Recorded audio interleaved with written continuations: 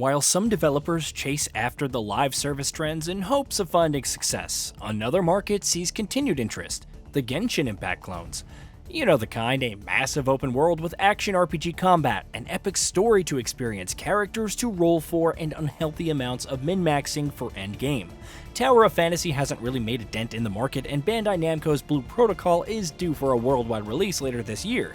However, another title has been generating buzz over the past several months: Kuro Games Wuthering Waves.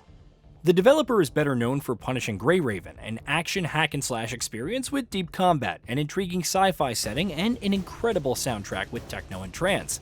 While the influence of Genshin is apparent, there's some excitement about what unique aspects Wuthering Waves brings to the table when it launches on May 22nd for iOS, Android, and PC.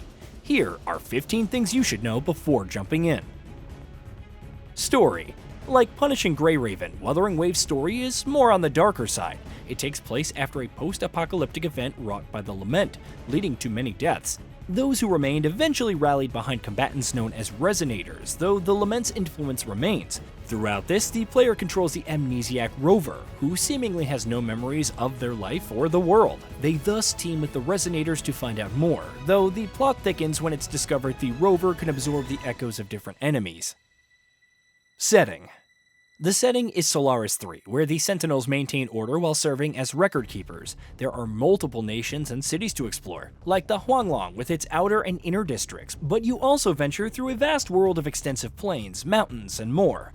Again, it's standard fare if you've seen any Genshin Impact environments, albeit with a slight sci-fi bent. Traversal and exploration. The major difference is in how you explore Solaris 3. Genshin Impact provides a glider and the usual sprinting through open terrain, and Wuthering Waves is no different. However, you can also automatically clamber across small hurdles, use a grapple reminiscent of the wire bug from Monster Hunter Rise, and even wall run. This massively opens up the exploration, and there are challenges to test your mastery over the traversal. It also looks stylish as heck, which certainly doesn't hurt. Rover and Resonators. The Rover is the player character with the option for a male or female protagonist, based on the second closed beta test held in March. They're not all that bad and provide a solid start as far as free-to-play protagonists go. It's the Resonators that determine the potency of your party. Earned from completing in-game tasks and rolling on their respective character banners, the Resonators range from the sword-wielding Danjun to the icy Shanua. Each Resonator, including the Rover, has their respective element and weapon types, not to mention unique skills and abilities that make them a force to reckon with. Fortes and Resonance Chains. Along with different abilities, each character has a skill tree known as Fortes, which levels up their default kit. As you ascend a Resonator, you gain access to other bonuses for each ability. There are also Resonance Chains, passives, which become available after pulling for duplicates of the same Resonator. Though meant as a sync for those who like to focus on certain characters, it likely won't be necessary to clear most content in the game. Quests. Based on the closed beta, quests range from progressing the main story to side quests, which can provide rewards like astrites used to roll new characters. You also have the standard daily missions, which provide astrites upon completing a set number, exploration quests that offer more information on a region, and companion quests centered on specific Resonators so you can learn more about their story. Combat. Arguably the most appealing part of Wuthering Waves, the combat is fairly deep. You can execute basic, heavy, and plunging attacks like Genshin Impact.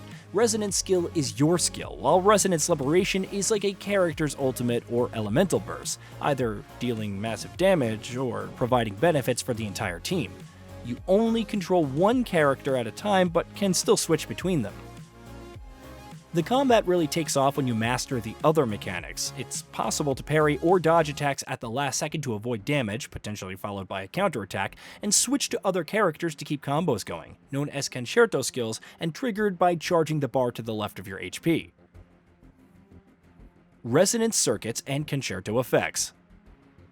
But that's not all. The resonance circuits above a character's health bar also fills with attacks and can provide different benefits when consumed, like enhancing skills and attacks. Also, depending on the elements used in a concerto skill, you can activate effects like Ensemble for increased normal and heavy attack damage for a period, or Sustenance, which slows time around the player and restores concerto energy.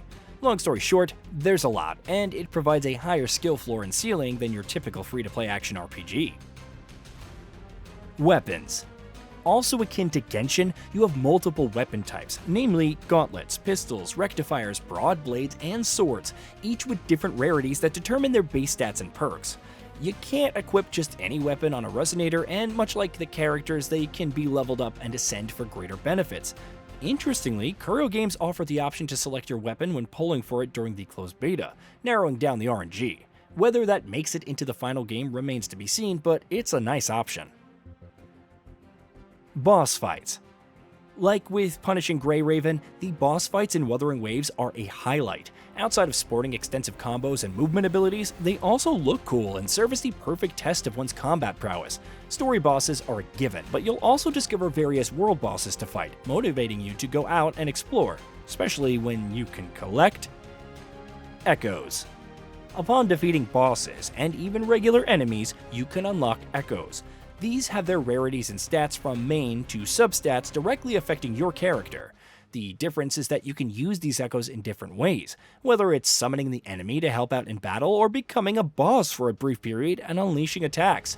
With tons of echoes and no restrictions on farming them, there's a Pokemon-like collection element to the system, and it weaves into the regular combat to allow for some ridiculous combos. Echo sets. If that weren't enough, you can also equip echoes of the same set to unlock set bonuses. A 2-piece Freezing Frost echo set will increase Glacio damage by 10%, but equipping 5 pieces allows for stacking Glacio damage by 10% up to 3 with each basic or heavy attack. There are other unique options like increased exiting attack damage or buffing your entire team's attack, which looks to encourage building some Resonators for specific purposes. Endgame activities. Wuthering Waves' endgame can be summed up in 3 activities: Tactical Hologram, Tower of Adversity, and Depths of Elusive Realm. Tactical Hologram provides boss challenges with multiple difficulty levels that provide echo materials, though they're one time only. Tower of Adversity is akin to Genshin Impact's Spiral Abyss with 3 zones: Stable, Experimental, and Hazard, each possessing multiple stages and increasing in difficulty. Based on your performance, you'll earn crests that determine your rewards. Finally, you have Depth of Elusive Realm, a roguelike mode similar to the simulated universe from Honkai Star Rail. Select a character, progress through areas, battle enemies, obtain random buffs, and defeat the boss at the end for rewards. How often it's updated and whether there will be new experiences within is still unknown. Co-op. Co-op is also supported, allowing players to team up together, but there are restrictions when questing, the endgame, and even stuff like opening chests. You can farm echoes from a friend's world in pursuit of that perfect drop, but based on the closed betas, more needs to be done for co-op. Whether that means dedicated content or not remains to be seen. PC requirements. Thankfully, the requirements for playing Wuthering Waves on PC are not too heavy. All configurations will require Windows 10 or 11 64-bit and 30GB of installation space. Minimum requirements include an Intel Core i5 9th Gen or AMD Ryzen 2700, 16GB of RAM, and an NVIDIA GeForce GTX 1060 or AMD Radeon RX 570. The recommended requirements include a Core i7 9th Gen or Ryzen 3700, 16GB of RAM or higher, and an RTX 2060 or RX 5700 XT or higher. Hey, did you know that we at Gaming Vault upload new videos every day? Stick around, drop a like, subscribe, and hit that bell, and let us know what kind of content you'd like to see in the future with a comment below.